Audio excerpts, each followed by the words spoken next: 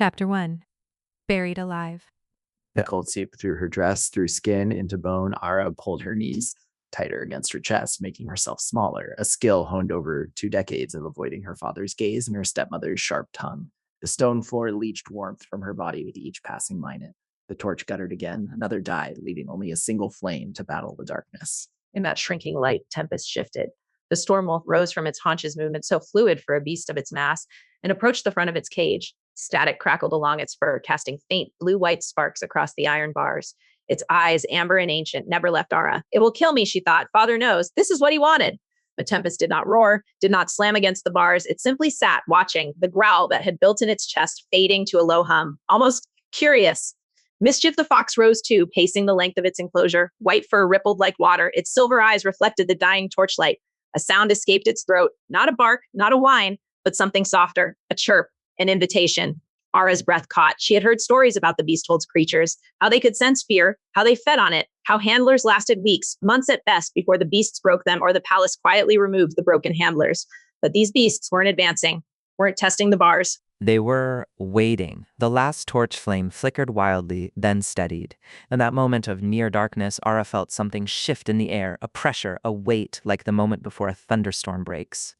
It pressed against her chest, against her temples, against the hollow spaces where a wolf's spirit should live.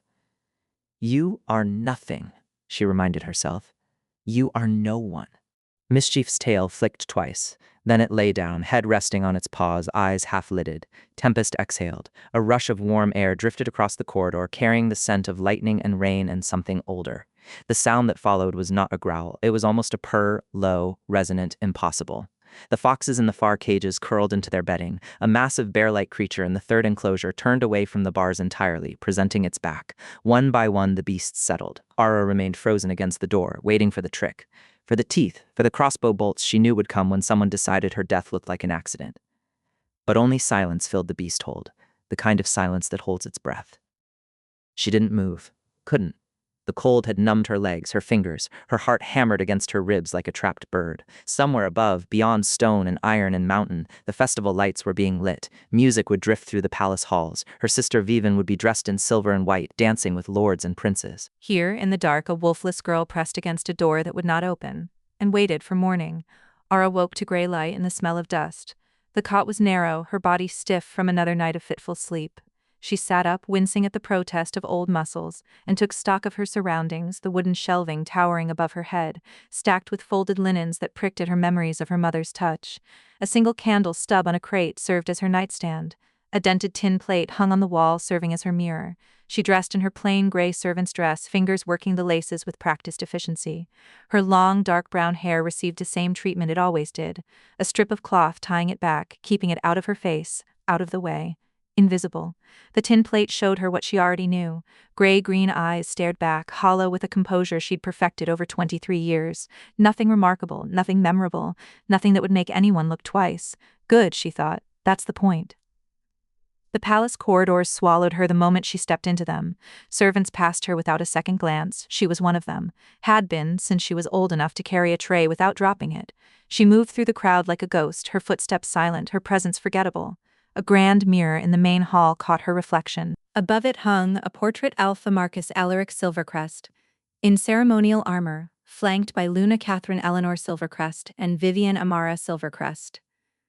3 figures posed in perfect family unity. The portrait had been commissioned when Ara was 15. She was not in it. Her steps didn't falter, her face didn't change. 20 years of practice made sure of that. The kitchens buzzed with pre-festival preparations, servants carried garlands, musicians tuned instruments in the corner, the scent of roasting meat and pine boughs filled the air. Ara set about her tasks, fetching bread, filling water pitchers, wiping counters, doing the work that no one else wanted and everyone took for granted. Theron Falkrune's retinue has been spotted a day's ride from Silvercrest. The whisper carried across the noise. Ara's hand stilled on the bread she was slicing. The wedding's in 6 days, another voice replied. Alliance will make us the most powerful pack in the northern continent. Did you know Marcus has a first daughter, WOLFLESS? They say she's cursed. The other cook shushed her. Ara set down the bread, her hands were steady, her jaw was not. She knew before the messenger came, knew it in her bones when she was summoned to the family's private solar, her work apron still dusted with flour.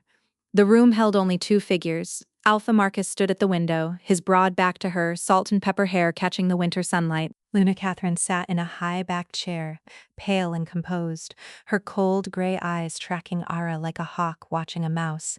Vivian was not present, being fitted for her wedding gown, no doubt. Marcus did not turn around. The Alpha King's arrival demands perfection. His voice was flat, final. No blemishes, no embarrassments, no wolfless daughters wandering the halls where Theron's retinue might see them and ask questions. The words landed like stones. Ara felt the blood drain from her face. "You will spend the festival week in the lower stables," Marcus continued, "not the horse stalls, the beast hold." Her stomach dropped. She knew what lived in the beast hold. "Garrett will ensure you have water and bread." Now he turned. For one fractured second, something flickered in his sharp green eyes. Not guilt, exactly, but a flinch, as if looking at her physically pained him. "You will remain silent and unseen until the wedding is over and Theron's party has departed." Catherine's lips curved into a smile that did not reach her eyes. "Consider it a kindness, girl. We could have sent you to the border outposts. At least here you'll have a roof." Ara opened her mouth to protest, to beg, to say anything, but the words died in her throat. She saw the decision already made, the walls already closed. She left the solar without a word. In the corridor beyond, she pressed her forehead against the cold stone wall and breathed. Her hands trembled. She balled them into fists. The torch had burned down to nothing hours ago. Ara knew because she'd watched it die inch by inch, the flame shrinking to a glowing ember before surrendering to darkness. She hadn't moved from the floor near the door. Her legs had gone numb hours ago, but the pain felt distant, belonging to someone else. The bread ration sat untouched beside her. The water bucket was within arm's reach. She'd drunk from it once just to sustain herself, not because she wanted to live. Survival was habit, that was all. She'd been listening to them breathe. Tempest's breath crackled faintly with static, like the air before a storm. Stone the Bear exhaled in deep, slow bellows that shook the walls. Shadow the Black Panther made no sound at all, which was worse. Ara found herself straining to hear it, that absence becoming a presence in its own right. The silence in the beast hold was immense and watchful. Then came the scraping. Ara flinched. Her heart slammed against her ribs. The barred wooden door to the back room, the small chamber with a cot that Garrett had mentioned, swung open on its own. No one was there. She stared at the dark rectangle of the doorway. The cold had deepened, her breath misted in the air, curling like smoke. Then she saw it. Mischief the white fox had somehow slipped through the bars of its cage. The gaps were too narrow for any normal fox. But Mischief was not normal. The fox stood in the corridor, nose twitching, watching Ara with luminous silver eyes that caught the faint phosphorescent glow from Prism's scales. The creature nudged the backroom door wider with its head, as if inviting her inside. Ara hesitated. Every instinct screamed danger. The beasts were predators. She'd been taught that all her life. They were kept caged for a reason. But something else stirred, a warmth in her chest she had never felt before. A pull, like a thread being drawn taut between her sternum and the fox. It didn't make sense. Nothing made sense. She rose slowly. Her legs screamed in protest. She took one step toward Mischief. The fox did not retreat. It sat, curled its tail around its paws, and waited. Ara moved down the corridor toward the back room. As she passed each cage, the beasts reacted, one by one, like a wave of recognition passing through them. Copper the autumn wolf pressed its muzzle against the bars and exhaled warm breath onto Ara's hand. The heat seeped into her cold fingers. She stumbled, but the wolf made no sound, just watched her with amber eyes that seemed almost gentle. Dawn the golden eagle spread its massive wings and dipped its head. The gesture was unmistakable. A bow. Ara's breath caught. Prism the serpent's scales pulsed brighter, casting prismatic light across the stone walls. The colors danced and shifted, and for a moment, Ara saw her own shadow stretched enormous and strange across the floor. Nightshade, the elder wolf, grizzled, ancient, scarred, one-eyed, lifted its head from its paws and stared at her with an intensity that stopped her in her tracks. The single eye held her gaze, and Ara felt something shift in her chest, a recognition that went both ways. She reached Tempest's cage last. The storm wolf was on its feet, filling the cage, electricity arcing between the tips of its fur. The air crackled. Ara's hair lifted with static, standing on end. She should be terrified. She knew she should be terrified. Instead, the warmth in her chest blazed. Without thinking, because thinking was beyond her now, beyond anything but the pull, Ara raised her hand and pressed her palm flat against the iron bars. The metal was cold, impossibly cold, but she didn't pull away. Tempest lowered its enormous head and pressed its nose to her palm. The static discharge grounded through Ara's body, not painful but galvanic, like being struck by revelation. She gasped. Her vision whites out for a heartbeat. When her vision cleared, she was on her knees. Every beast in the beasthold was pressed against the front of its cage, oriented toward her. Mischief sat on her shoulder, its weight warm and real. The warmth in her chest had become a steady, resonant hum, 8 distinct frequencies, 8 living presences, all connected to her by something she could not name but could feel as clearly as her own heartbeat. Ara whispered, "What are you?" Nightshade, the elder wolf, opened its single eye and held Ara's gaze. In that look, Ara read something she had never been given by any living creature: recognition. Garrett Rhys Ormond descended the stone steps into the beasthold with the weight of a man preparing to collect a corpse. The lantern swung in his grip, casting wavering shadows across the damp walls. The satchel of food hung heavy on his shoulder, the bucket of fresh water sloshed against his leg. He had seen men die in this place, women too. The Stormwolf had torn apart a keeper 2 winters past, ripped him apart before anyone could reach the bars. Garrett had cleaned the blood from the stones himself. He expected Ara to be cold, still, broken. What he found stopped his breath. Ara sat cross-legged in the corridor between the cages, her plain servant's dress twisted around her legs. Mischief, the white fox, curled in her lap, nose tucked beneath its tail, utterly at peace. Copper, the autumn wolf, lay pressed against the bars nearest to her, its autumn-colored fur spilling through the iron gaps. Ara's fingers moved absently through that thick coat, grooming, petting, as natural as breathing. She looked up at Garrett. Her face held an expression he had never seen in 20 years of beastwork. Not fear, not submission, not the hollow stare of someone who had given up. Calm certainty. The look of a woman who knew exactly where she stood in the world. The lantern slipped from Garrett's fingers. It clattered against the stone floor, glass intact, flames sputtering. He didn't notice. He was staring at Tempest. The Stormwolf lay on its side, legs relaxed, massive head resting on its paws. Half-lidded eyes watched Ara with something that looked impossibly like contentment. Lightning fur lay flat instead of bristling. Tempest had never lain down in the presence of a human. Garrett had worked these beasts for 2 decades. He knew their patterns, their rages, their terrors. He knew what they were capable of. He had never seen this. What happened here? His voice came out rough, scraped raw by disbelief. Ara's fingers stilled on Copper's fur. She looked down at the wolf, then back at Garrett. I don't know how to describe it. A pull, warmth. Like something inside me reached out and they reached back. Garrett's scarred face went pale. The milky white eye seemed to widen, though that might have been a trick of the flickering lantern light. He approached slowly, hands visible, movements deliberate. Old training, old instincts. Beast dominator. The words left his throat in a whisper. He said them like a prayer, like a curse, like something dredged up from a history he had learned as a young man and never expected to use. There's an old bloodline, 3 centuries dead, we thought. They could bond with creatures touched by old magic, not control them. Bond with them. The beasts were kept as weapons because no one alive could speak to them the way they were meant to be spoken to. Ara absorbed this. Her face revealed nothing, but her hand pressed flat against Copper's flank, as if grounding herself through the connection. What does that mean for me? Practically, immediately. Garrett's expression hardened. He glanced at the cages, at the 8 pairs of ancient eyes now watching Ara with something that looked terribly like loyalty. If your father learns what you are, he'll weaponize you, use you to secure power. If the court learns, you become a political asset to be traded. If Alpha King Theron learns, He paused. The entire wedding alliance shifts. A beast dominator is worth more than any marriage pact. Ara stood. Mischief leapt to her shoulder, claws finding purchase in her dress. She looked down the corridor at 8 pairs of ancient eyes, felt the hum of 8 bonds thrumming in her chest like a second heartbeat. For the first time in 23 years, Ara Elowyn Silvercrest did not feel like nothing. She felt like a beginning. I'm not going to let them use me. Not my father, not the king.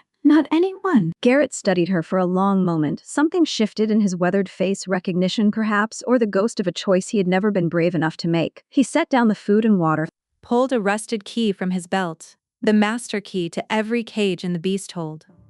Then we have 5 days before the wedding, he said, and you have a great deal to learn. He held out the key, His hand trembled. Ara took it. The iron was warm in her palm, as if the key had been sitting in sunlight instead of against Garrett's hip. Behind them, Tempest rose to its full height and shook its massive body. Static crackled through the beast hold like summer lightning, snapping between the bars, lifting Ara's hair from her shoulders. The old magic was awake. There was no going back. Chapter 2. Bonds and Betrayals. The morning came gray and cold through the narrow slits in the stone walls. Ara had not slept. She hadn't needed to. The bonds had hummed through her all night, a chorus of presences that left no room for exhaustion. Garrett returned at dawn with bread, cheese, and a leather satchel of supplies. His face was guarded, but his eyes kept drifting to Tempest, who lay coiled around Ara's feet like an enormous lightning-furred cat. "Cage is open?" he asked, though he already knew. They chose to stay. Garrett nodded slowly. "Then let's see if they choose to work with you." He unlocked the first cage, mischiefs, though the fox had already been sleeping curled against Ara's neck. The little creature stretched, yawned, and padded to the corridor as if it owned the place. Copper emerged next, golden autumn fur rippling, and immediately pressed close to Ara's leg. The warmth of the wolf's presence settled into Ara's bones. "Each beast has a nature," Garrett said, moving to the next cage. "Tempest, you know, storm magic, raw power, the war leader of the old battalion." The storm wolf emerged with a crackle of static, positioning itself at the corridor's end like a sentinel. Shadow there, he pointed into darkness where molten gold eyes gleamed. "Stealth." Silence. The assassin. Shadow did not emerge. Ara felt the panther's gaze like a knife's edge. Copper tracks, loyal, sensitive to emotion. Garrett unlocked Dawn's cage. The golden eagle burst into the corridor in a flash of bronze and gold, feathers catching light that shouldn't exist, faint luminescence, as if dawn carried sunrise in her wings. Dawn sees far, moves fast, aerial dominance. One by one, Garrett released them. Stone the bear shuffled out last, enormous and slow, and Ara felt the ache in its joints through the bond. Old injuries, old pain. The bear's cage had been a refuge, not a prison. "They won't understand command," Ara said, feeling Copper's anxiety like a knot in her own shoulder. "That's not what this is." "No," Garrett agreed, "it's not." The old dominators didn't command. They resonated, felt what the beasts felt, guided, not forced. He paused. "But there's a darker side to that. If you feel their pain, you carry their pain. If they rage, you rage. The bond goes both ways." Ara absorbed this. She looked down the corridor at 8 ancient presences, 8 minds touching hers. The weight of it pressed against her chest. "Shadow," she said quietly. The panther did not move. "Shadow. I'm not going to force you." Garrett's voice dropped. "Shadow tests trust, doesn't respond to strength or softness, only patience." Ara sat on the cold stone floor. She closed her eyes. She breathed. Minutes passed, maybe longer. She felt Shadow circling at the edge of her awareness, cold, precise, watching, waiting for her to break, to demand, to prove herself unworthy. She did nothing. She simply waited. Then pressure against her back, massive, warm fur soft as Shadow itself. A new frequency joined the hum, calculating, protective, fiercely loyal. Shadow had chosen. The day wore on. Ara learned to feel Copper's joy when she scratched behind its ears, to see through Dawn's eyes when the eagle turned its gaze skyward, to carry Tempest's storm rage without letting it drown her. Each bond was different, each required something from her, but stone would not leave its cage. The great bear huddled in the corner, trembling, and Ara felt the reason. Years of beatings, handlers who used iron and fire, open spaces that meant pain, stone associated freedom with cruelty. Ara sat outside the cage for an hour. She didn't speak, didn't reach for the bond. She simply radiated calm, patience, safety, everything stone needed to believe. Finally, the bear emerged. It lumbered forward and leaned its enormous weight against her. Ara staggered. Garrett caught her arm, steadied her, and then, unbidden, unexpected, she laughed. A startled, genuine sound that bounced off the stone walls. The beast's ears pricked. Mischief yipped. Something in the beast hold had shifted, trumpets split the cold air. Ara pressed her face to the narrow slit in the mountain wall, watching the courtyard below swarm with color and ceremony. Theron Falkroon rode through the gates on a black destrier, 50 warriors in dark blue and silver fanning out behind him. He was larger than the rumors suggested, broader through the shoulders, longer through the jaw. His ice-blue eyes swept the courtyard like a blade testing armor. The wind caught his black hair, whipping it against his jaw.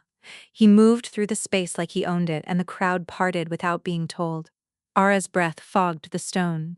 Tempest's growl vibrated through her palm where it rested on the wolf's flank.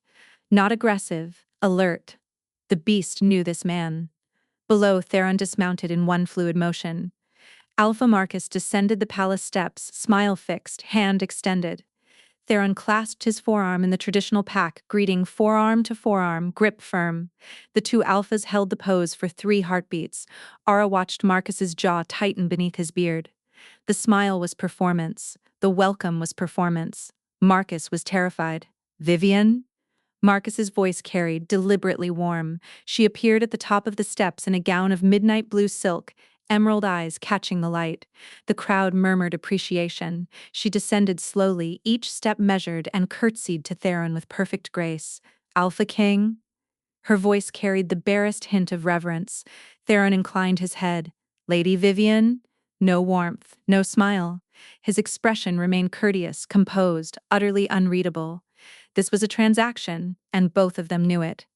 Ara saw Vivian's fingers twitch at her side. Loss? Irritation? The mask held, but just barely.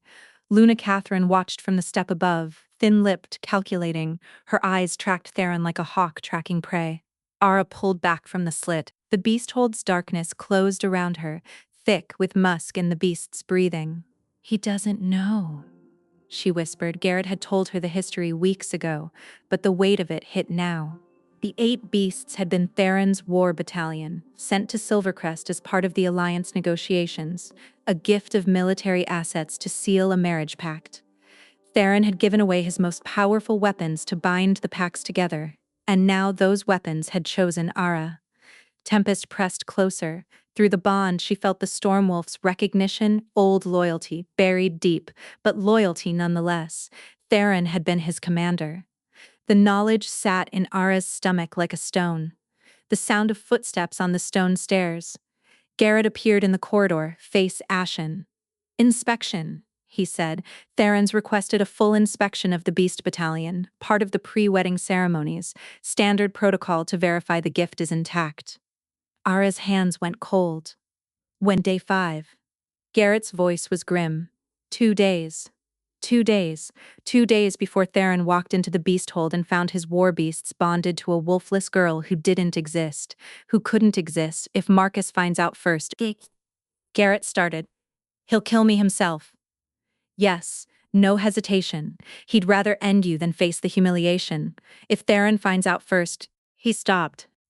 Shook his head. You're a political crisis. The Alliance collapses. War. Everything Marcus built, everything Catherine schemed, everything Vivian's been groomed for gone.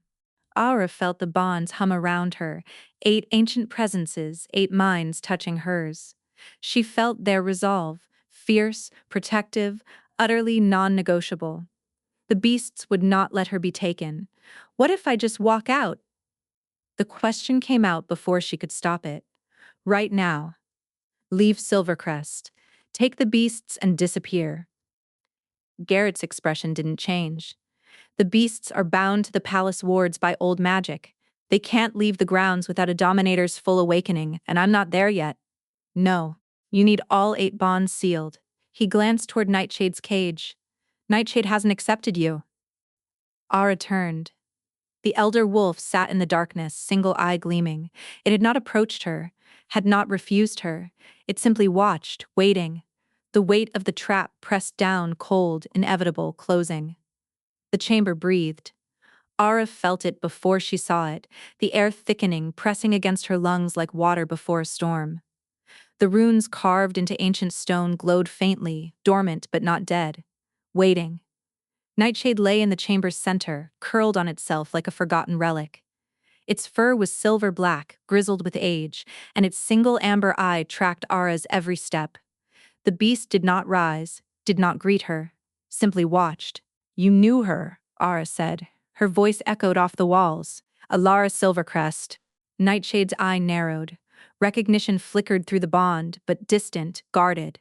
Garrett had told her everything that morning. Alara Silvercrest. The last beast dominator of their bloodline. A woman who had led the 8 beasts in a war that saved the northern continent 300 years ago. A woman who had been murdered by her own pack for the crime of being too powerful. Ara sat cross-legged across from the elder wolf. The stone was cold through her dress. She reached for the bond, feeling for the thread that connected her to Nightshade, and hit wall. Not hostility, something deliberate. A test. Ara pushed. The wall held. She pushed harder, forcing her will against it, and pain lanced through her skull like a blade. She gasped, falling back against the stone floor. Nightshade hadn't moved. The elder wolf's amber eye gleamed in the darkness, waiting. Ara breathed hard. Her head throbbed. She had been trying to force the bond, projecting strength, dominance, control. Everything the pack had taught her power meant, but that wasn't what the beasts had responded to, not really. She closed her eyes, stopped pushing. Instead, she opened herself, not her mind to their commands, but her heart to their judgment. She let Nightshade feel everything, the fear coiling in her stomach, the years of being told she was nothing, the rage she kept buried because anger was dangerous for a wolfless daughter, the grief for a childhood stolen by contempt, the desperate need to matter, to be seen, to be worth something other than an embarrassment to hide away. She held nothing back. The most exposed she had ever been. Nightshade rose. The elder wolf crossed the chamber in 3 slow strides and stood over Ara, single eye boring into hers. Ara felt the wall dissolve, and in its place, a flood. Memories poured through the bond. Alara Silvercrest, young and fierce, standing in this same chamber 3 centuries ago. Alara bonding with the beasts, laughter ringing off stone walls. Alara leading the battalion across frozen battlefields, war beasts at her back, enemies falling before them. Alara dying, not in battle, but in a throne room, betrayed by the pack she had saved, by alphas who feared what they could not control. The beasts, masterless, raging, being subdued, caged, locked away in darkness for 300 years. Waiting. Ara wept. She couldn't stop it. The grief was not only hers, it was Nightshade's, and through Nightshade all 8 beasts. They had been prisoners as long as she had, longer. She wrapped her arms around Nightshade's neck and buried her face in the elder wolf's fur. The 8th bond sealed. The hum in her chest became a chord, complete, resonant, powerful. The runes on the chamber walls glowed faintly blue for the first time in 300 years. Ara stood. She wiped her face. She looked at Nightshade and said, They killed her. Her own people killed her. Nightshade dipped its head. Ara's expression hardened. That won't happen to me. The lantern light trembled across stone walls as Theron stepped through the doorway. 8 pairs of eyes fixed on him. Amber gold, silver, black.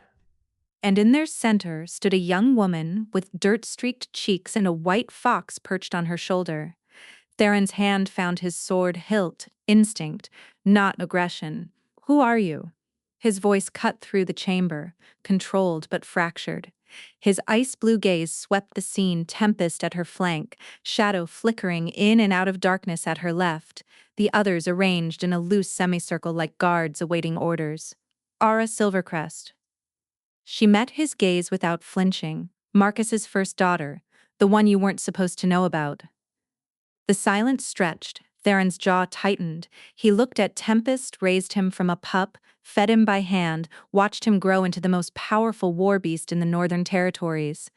Tempest looked back, then deliberately turned his head toward Ara and pressed his muzzle against her palm. The message was unmistakable. Theron stared. Slowly, his hand released the sword. He stepped fully into the beast hold and closed the door behind him. Explain, he said. Ara told him everything, the confinement, the festival of flames, the awakening, how the beasts had come to her one by one, how the bonds had formed, how she learned she carried the blood of Alara Silvercrest.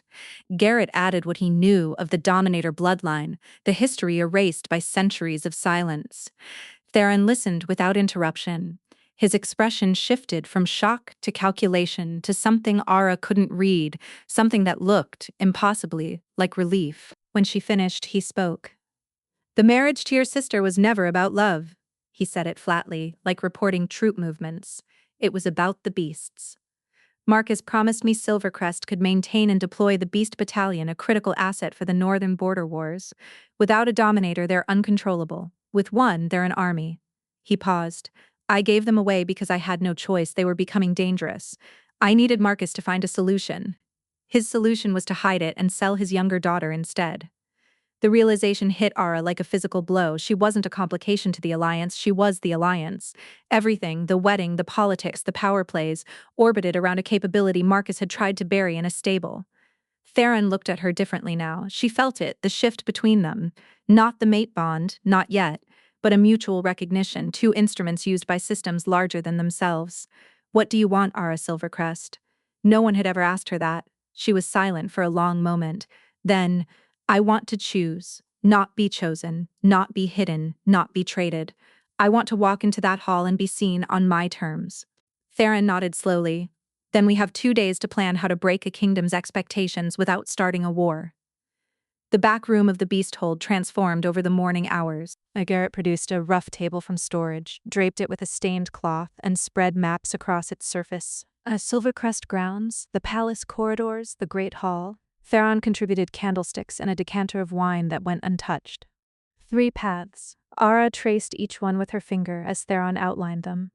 "Option 1, he said, you remain hidden. The wedding proceeds. I take your sister as my queen and arrange your passage north afterward, safe, away from Marcus's reach." Powerless. Ara's voice was flat, dependent on your goodwill. "Will you take that chance?" Theron asked, not mocking. "No." Option 2. I present you to the court as a military asset, a beast dominator under crown authority. You'd have protection, position, resources. You'd also have a leash, traded from one master to another. Ara shook her head. "My father wanted to use me to secure his alliance. You want to use me to secure your border. The cage changes. I don't." Theron met her gaze. "And option 3. Ara straightened. "I walk into that hall on my own terms, not as Marcus's shame, not as your weapon. As Ara Silvercrest, blood of Alara, daughter of a line older than any current pack. I claim what is mine, a voice, a seat, a choice."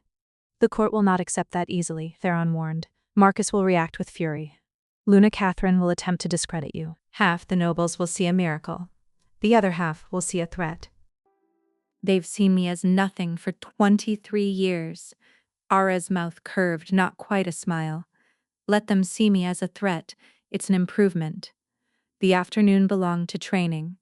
Ara moved through the corridor where the beasts rested, their presence a constant hum beneath her skin. She started with Tempest, the simplest bond, the most volatile. The storm wolf stood at the chamber's center, and Ara pressed her palm to his muzzle, closing her eyes. She felt the charge first, not the painful static of their first touch, but something deeper, a current that flowed between them like a river seeking the sea.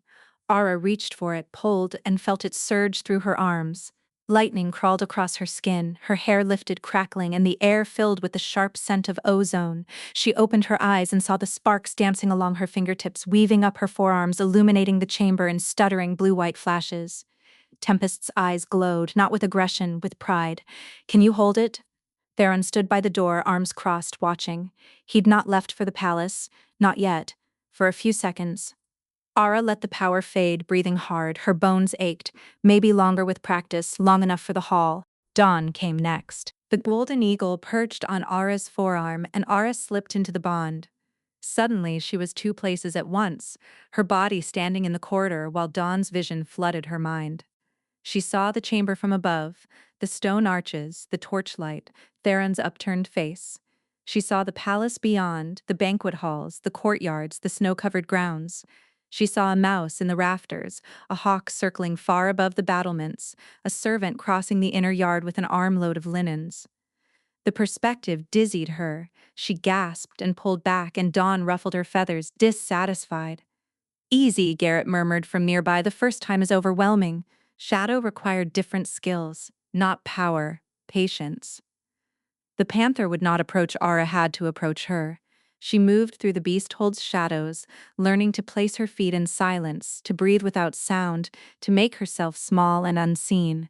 Shadow watched her with gleaming eyes, and when Ara finally slipped into the bond, she felt the panther's satisfaction, a hunter recognizing a worthy pupil. Prism proved the most surprising. The serpent coiled around Ara's wrist, scales pulsing with inner light, and suddenly Ara felt everyone in the beast hold at once, Garrett's steady worry, Theron's roiling uncertainty beneath the king's mask, her own fear wrapped in defiance. She felt their emotions like weather. Garrett's concern a warm fog, Theron's tension a gathering storm. She wrenched free, gasping, That's a weapon. Prism amplifies what you already sense, Garrett said quietly, the bond sense. Most dominators learn to read intent over years. You're learning in days because I don't have years. Evening fell. The candles burned low. Theron had not returned to the palace, and his absence would be noticed soon. But neither he nor Ara moved to end the session. They sat across from each other at the rough table, maps pushed aside. The beasts rested in the corridor beyond, a living perimeter of fur, feather, and scale. Between them, the silence held something different than before. The loneliness, Theron said abruptly. You asked earlier what it means to be king. It's the silence. Every decision isolates you. Every choice costs something. You learn to carry it alone because no one else can bear the weight. Ara watched the candlelight play across his features, the strong jaw, the lines of exhaustion around his eyes. And do you want to what? Carry it alone? The question hung between them. Theron looked at her for a long moment, and Ara felt something shift in his emotional weather relief, curiosity, the faintest edge of longing. I have not had reason to stop, he said carefully. Ara understood. The mate bond hummed between them, neither acknowledged nor denied. She felt its pull like a tide, but she did not yield to it, not yet. Perhaps not ever, on her terms, or not at all. I grew up invisible, she said quietly. You learn to stop reaching for what you can't have. You learn to make yourself small, quiet, forgettable. She paused. It took me a long time to realize the world had taught me to hate myself, and now I remember I'm worth fighting for. Theron nodded slowly. Something passed across his face. Respect, perhaps, or recognition. The wards, he said, and his voice was gentle. We should discuss them. Garrett cleared his throat from his post by the door. The palace wards. The old magic that binds the beasts to the grounds. It's not just a cage, it's a covenant. The beasts are bound to Silvercrest soil. If you walk into that hall with them and the wards still hold, they'll be in agony. Ahara's stomach tightened, and so will I. The ward stones are embedded in the beast hold's foundation. Garrett moved closer, pointing to the rough map, specifically in Nightshade's chamber. The rune-carved walls. To break them, you'd need to channel all 8 bonds simultaneously. Override the old magic from within its source, Nightshade told me. Ara looked toward the corridor where the ancient wolf rested. She's shown me the stones. They're part of the walls themselves. Can you do it? Theron asked. Ara was silent. The bond with Nightshade pulsed in her mind, steady, patient, waiting. The other 7 bonds hummed alongside it, each distinct, each demanding. She had sealed them in days. No dominator in recorded history had attempted to break palace wards with so little training. No, she admitted, not yet. But I have 2 days. Nightshade says it has never been done, Garrett added quietly. By any dominator with less than years of practice. Then I'll be the first. Ara stood, squaring her shoulders. I don't have the luxury of time. I don't have the luxury of safety. Either I break those wards or I walk into that hall on a leash. Either I claim my terms or I accept someone else's. She looked at Theron. I choose to fight. The candlelight flickered. The beasts stirred in the corridor, and Ara felt their collective presence like a heartbeat, 8 ancient powers, waiting to see what she would become. The footsteps came late, when the palace had gone quiet and the pre-wedding feast had faded into murmured conversations and retreating servants. Ara felt them before she heard them, 3 sets of footsteps descending the stone stairs, one heavier than the others, 2 steady and measured. Military, guards. She knew that weight, that rhythm. Tempest lifted his head, hackles rising. Shadow stirred from the shadows, golden eyes fixed on the stairwell, Mischief's ears flattened against its skull. Stay, Ara murmured. Not a command, a request. The beasts obeyed, but their tension fed into her through the bonds, electric and ready. The door burst open. Alpha Marcus stood in the frame, torch in hand, 2 armed guards behind him. His face was hard, commanding, the mask he wore for court and council. Then the torchlight swept across the open cages, across the beasts arrayed in the corridor like a living court of their own. And the mask cracked. His face went white. Sword, he breathed, and the guards complied, steel singing free. Marcus himself drew his blade, though his hand trembled slightly. What is this? Era stepped forward. She did not hide behind Tempest. She did not shrink from her father's gaze. She stood in the corridor, shadow at her left, mischief on her shoulder, the other 6 beasts arranged behind her like a throne of fur and scale and ancient power. She looked at her father, and she felt something she had never expected to feel for him, pity. "Hello, father," she said quietly. Marcus's sword tip wavered. The cages. You open them. The beasts. Era. His voice cracked. What have you done? What I was born to do. Era kept her voice steady, unanger, thinker enir. I'm a beast dominator, father, the bloodline you thought died with mother. The name hung in the air. Marcus went very still. You know nothing of your mother, he said, but the words were hollow, stripped of conviction. I know she was like me. Era held his gaze. I know you buried that truth, just like you buried me. The torch in Marcus's hand flickered. Behind him, one of the guards shifted uncomfortably, sword raised but uncertain. Your mother. Marcus stopped, started again. His voice was barely above a whisper. Your mother was the same. Piss. She could calm them, feel them. The old blood ran strong in her. He swallowed hard. I was terrified. When you were born wolfless, I told myself the line had ended. I told myself it was safer that way. Safer for whom Marcus didn't answer. He didn't need to. Through the bond with Prism, Ara felt it all, fear, shame, and beneath those, buried so deep she almost missed it, something that ached like love, twisted, cowardly. But there. I thought I was protecting you, Marcus said, and his voice cracked on the last word. The last dominator, your mother's aunt, they killed her. The pack turned on her. If anyone knew what you might become, and you made me nothing. Ara's voice didn't rise. It didn't need to. You made me a servant in my own home. You made me invisible. You called it protection. I gave you a roof. You gave me a cage. Ara stepped closer. The beasts shifted with her, a ripple of movement that made the guards flinch. You didn't protect me, father. You erased me. There's a difference. Marcus looked at her, truly looked, perhaps for the first time. His eyes moved from Tempest to Shadow to the others, and Ara saw the moment he understood. He had never controlled these beasts. He'd only held them in chains. What do you intend? He asked, and his voice was quieter now, stripped of authority. If you disrupt the wedding, I intend to be seen. That's not an answer. It's the only one you get. Marcus held her gaze for a long moment. Then he looked at the guards, at the swords still raised, at the impossible reality of his daughter, flanked by legends. Lower your weapons, he said quietly. The guards obeyed, uncertain. Marcus sheathed his sword. If you expose yourself, today, tomorrow, I'll have no choice but to act publicly, to preserve the alliance, to protect Vivian. I know! I won't be able to stop them from coming for you. I know that too! Marcus nodded slowly. He looked at Ara one last time, and something in his expression shifted. Grief, perhaps, or the ghost of something that might have been pride. Your mother would have been proud of you, he said. Then he turned and walked up the stairs, guards following, torchlight fading behind him. The door closed with a heavy thud, and the beast hold fell into darkness again. Ara stood motionless, Tempest's warmth pressed against her side.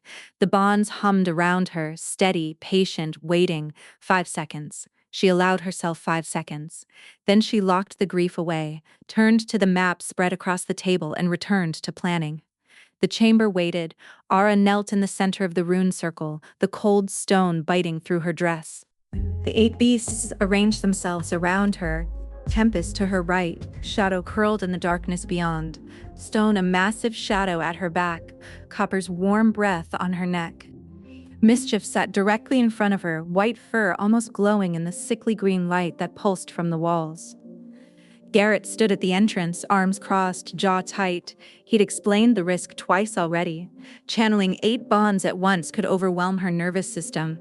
The last dominator who'd attempted a ward break with only 5 bonds had seized and never woken. Ara had no training, no precedent, no margin for error. She closed her eyes.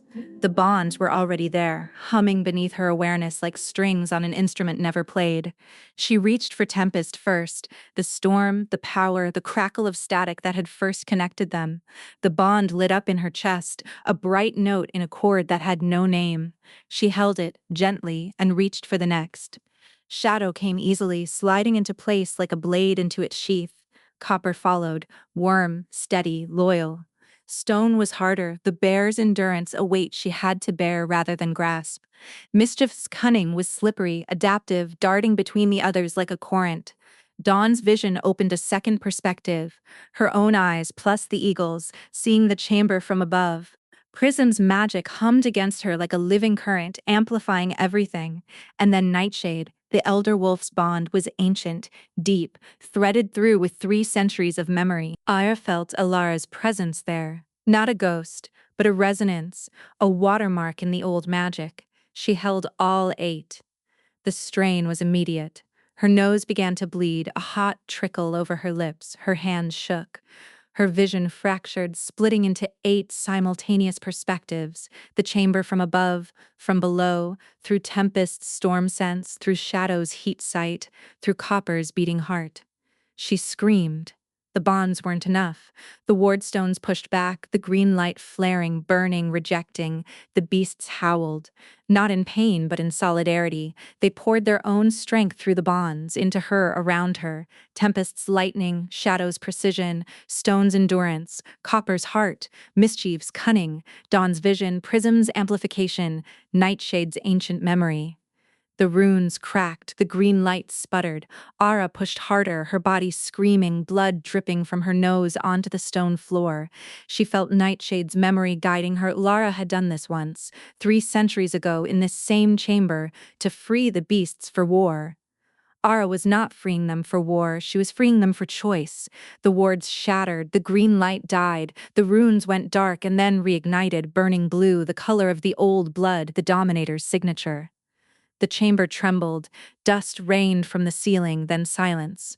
Ara collapsed forward onto her hands, blood dripped from her nose onto the stone.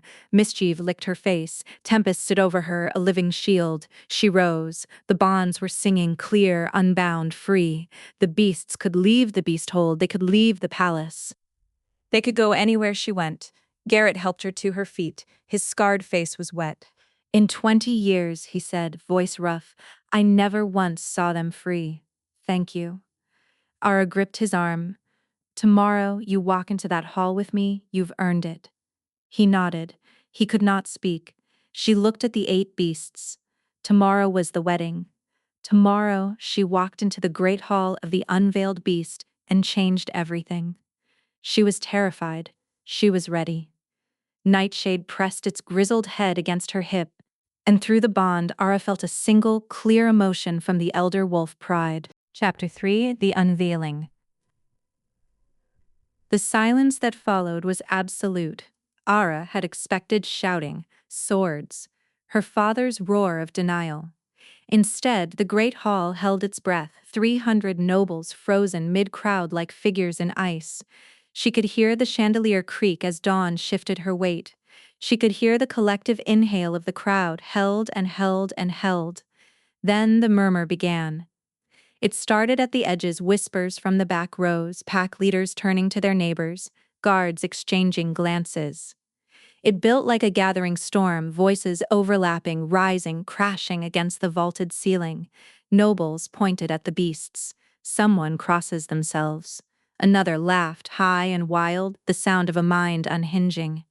Marcus still had not moved.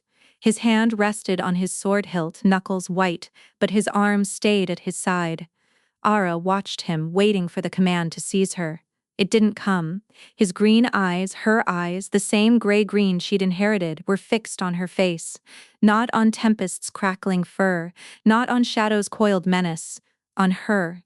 She saw it then, the calculation, the rapid, desperate mathematics of a man weighing exposure against silence. If he ordered her arrest, he would have to explain 23 years of concealment. He would have to admit the deception. The packs gathered here, Falkroon, Blackwood, Thornmarch, a dozen others, would see him not as a powerful alpha, but as a liar who buried his own blood. He would not risk it, not here, not now. Catherine was not so restrained. "This is impossible," she hissed, rising from her chair, white fur cascading off her shoulders. Guards, seize her quiet, Luna." The voice came from Theron. He had not moved from his position opposite Vivian, but his tone carried the weight of a man accustomed to obedience. Catherine's mouth snapped shut, fury and fear warring across her face. Theron looked at Ara. His ice-blue eyes held something she couldn't name, admiration perhaps, or the raw hunger of a king who sees an opportunity. He inclined his head, a gesture so slight most would miss it. "Beast Dominator," he said, and his voice carried through the hall like a blade. "The old blood returns to the northern packs. This is not a day for violence. This is a day for witness." Ara felt Prism's magic thrum through her, amplifying her response. "Then witness me." She stepped forward. The beasts moved with her, a living tide of power. Tempest's electricity crackled, illuminating the dais in brief flashes. Nightshade walked beside her, unhurried, ancient, the single amber eye still sweeping the crowd. Vivian stood frozen in her wedding gown, midnight blue silk catching the candlelight. Her emerald eyes were wide, her perfect composure shattered. For a moment, Ara saw something flicker across her sister's face. Not hatred, not fear. Recognition. "You," Vivian whispered, the word barely audible. "You're the one from the portrait."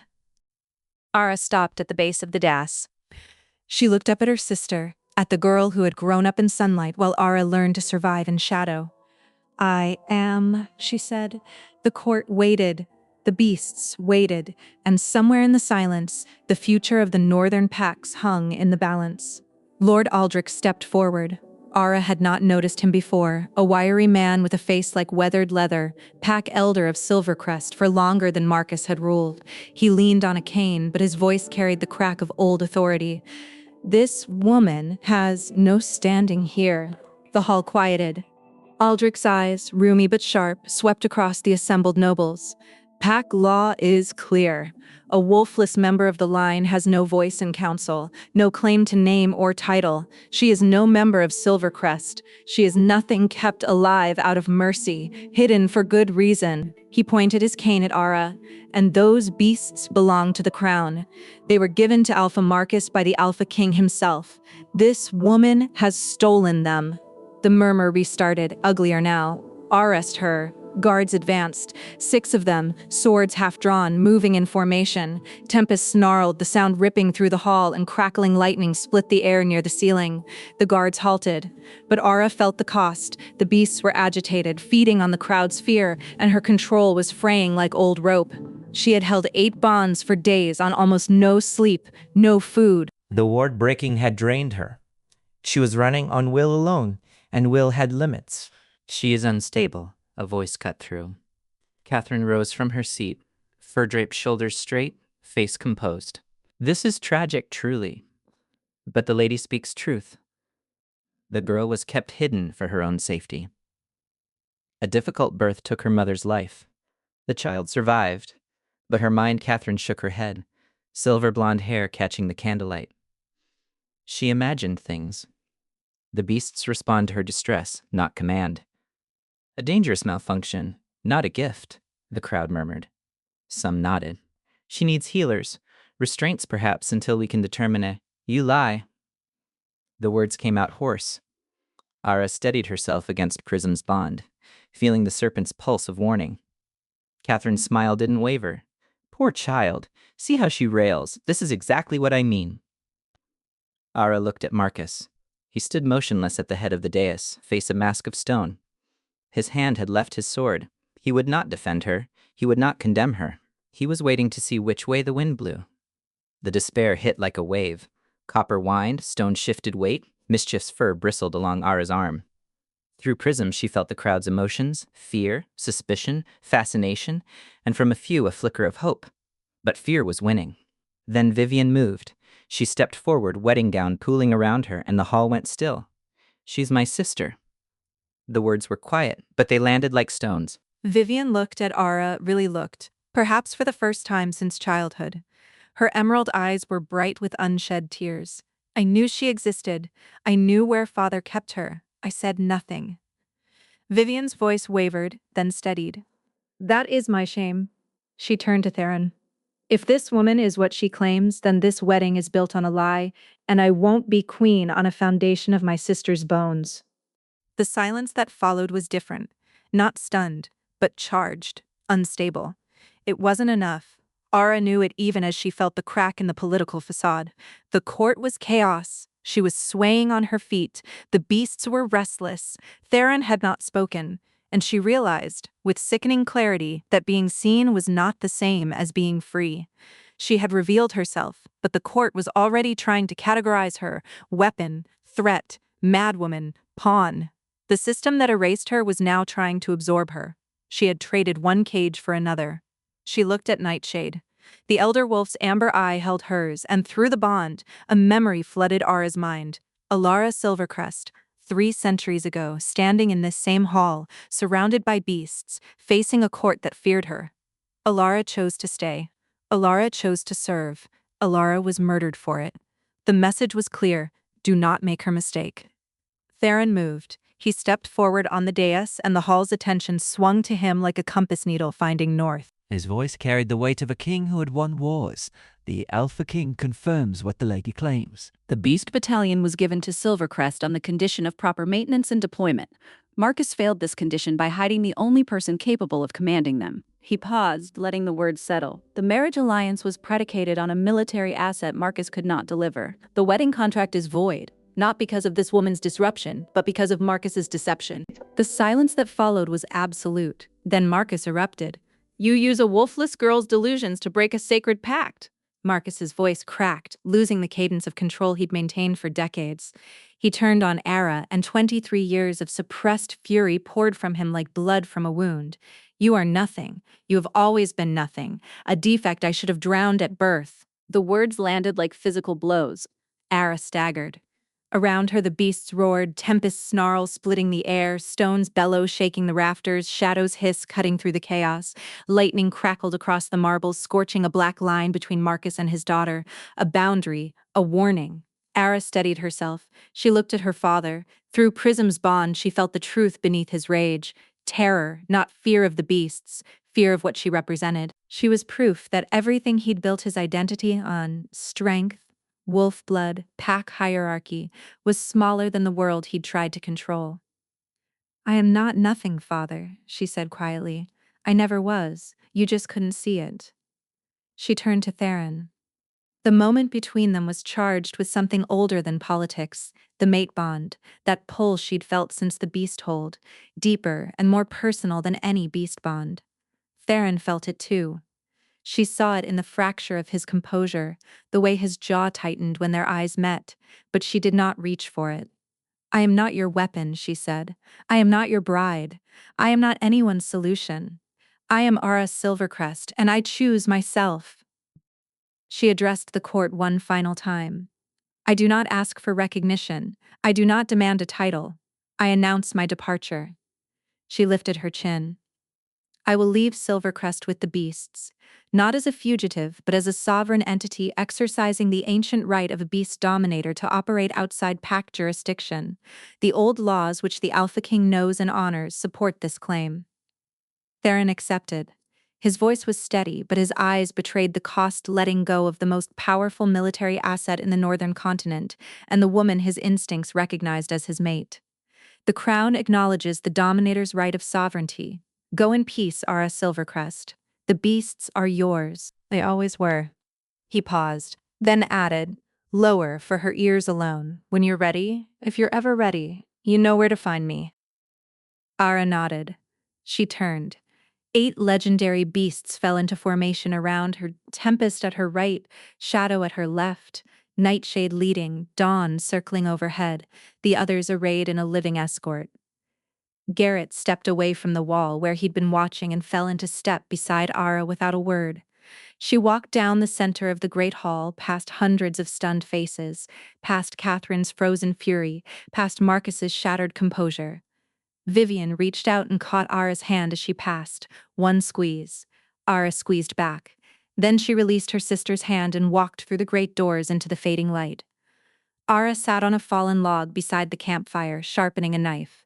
The blade caught the morning light as she drew it along the wet stone, the rhythm steady and meditative. 3 weeks had carved changes into her that no mirror could show. Her shoulders had dropped from her ears, her spine lengthened. The hunch that had become her armor was gone, replaced by a quiet, grounded stillness, the posture of someone who knew exactly where she belonged. Tempest dozed in a patch of sunlight near the lean-to, its gray fur crackling with residual static. Every few seconds, a small jolt of lightning pulsed across its coat, the beast dreaming something electric. Shadow was invisible somewhere in the canopy. Era could feel the panther's presence through the bond, a cool thread of alertness at the edge of her awareness. The cat had taken to hunting at dawn and returning with kills it left at her feet, proud and silent. Near the stream, Copper and Stone were play wrestling. The autumn wolf outweighed the bear by half, but Stone didn't care. They rolled through the shallow water, sending up sprays that caught the early sun like scattered diamonds. Copper emerged, shaking water from its coat, Stone bellowing a challenge. Mischief was attempting to steal dried fish from Ara's pack. The white fox had developed an obsession with the preserved salmon Ara had bartered for at the village 2 days ago. Each morning, the fox tried. Each morning, Ara anticipated the attempt. She didn't look up from her knife as Mischief inched closer, paused silent on the moss. Now, Ara said. Mischief froze. Then, caught, it sat back on its haunches and chirped, the most innocent sound a thief could make. We've been caught 3 times this week. Ara kept her voice dry. The fish is wrapped in leather and sealed with cord. Give up. Mischief's tail flicked. It bolted and immediately collided with Nightshade, who had risen silently and blocked the escape path. The elder wolf looked at Ara with its single eye expression unreadable and let Mischief slip past anyway. Ara laughed. It surprised her every time, that sound rising unbidden from her chest. She hadn't laughed in 23 years of palace silence. Dawn circled high above, a golden speck against the blue morning sky. The eagle's bond had grown stronger these past weeks. Sometimes Ara could see through Dawn's eyes, feel the wind beneath her wings, the thrill of the hunt. Prism was coiled around a sun-warmed rock at the clearing's edge, scales shimmering like hammered copper. The serpent had little to say but radiated a deep, ancient contentment that settled Ara's nerves. Nightshade returned to its spot beside her, settling onto the moss with a groan. The elder wolf rested its grizzled head on its paws, single eye half closed in contentment. Ara reached down and scratched behind Nightshade's ears, feeling the rough fur, the warmth of the beast's body. The bond hummed between them. Not words, but understanding. The wolf had been the hardest to win. Now it was the deepest connection she had. Garrett emerged from the tree line carrying a brace of rabbits. He'd stayed. He hadn't had to. Ara had given him the choice, told him the forest would be difficult, that there would be no palace comforts, no assured meals. Garrett had looked at her with those scarred, steady eyes and said, "I've spent 30 years following orders I hated. Let me follow something I believe in." He hung the rabbits near the fire and sat across from her on a fallen pine. They shared a comfortable silence, the silence of people who had survived something together and no longer needed words to confirm it. Aura reached into her pack and pulled out a small object, a folded piece of parchment, sealed with dark blue wax stamped with the Falkroon crest. It had arrived 3 days ago, carried by a royal messenger hawk that Dawn had intercepted mid-flight. The bird had been indignant. Aura had given it a piece of dried meat and taken the letter. She had read it twice. She read it again now. The northern border holds. The court adjusts. Your father has been stripped of his beast-keeping mandate. Vivian sends her regards. She is learning to be brave, she says, and credits you. I do not ask you to return. I ask only that you know the door is open. T. Theron's handwriting was precise and spare. No declarations, no promises, just the facts and an open door. Aura folded the letter and tucked it back into her pack. She did not write a reply, not yet, but she did not discard the letter either. She kept it close, alongside the knife, the herbs, and the 8 bonds humming steadily in her chest. The future was not decided. It was open. Genuinely, terrifyingly, beautifully open. For the first time in her life, Aura stood and stretched. She looked out over the clearing, her forest, her life. The was expertly constructed.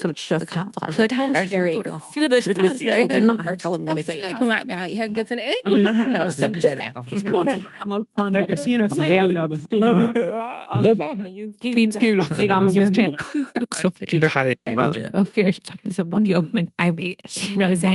precise, I swear. No declarations, no promises, just the facts and an open door.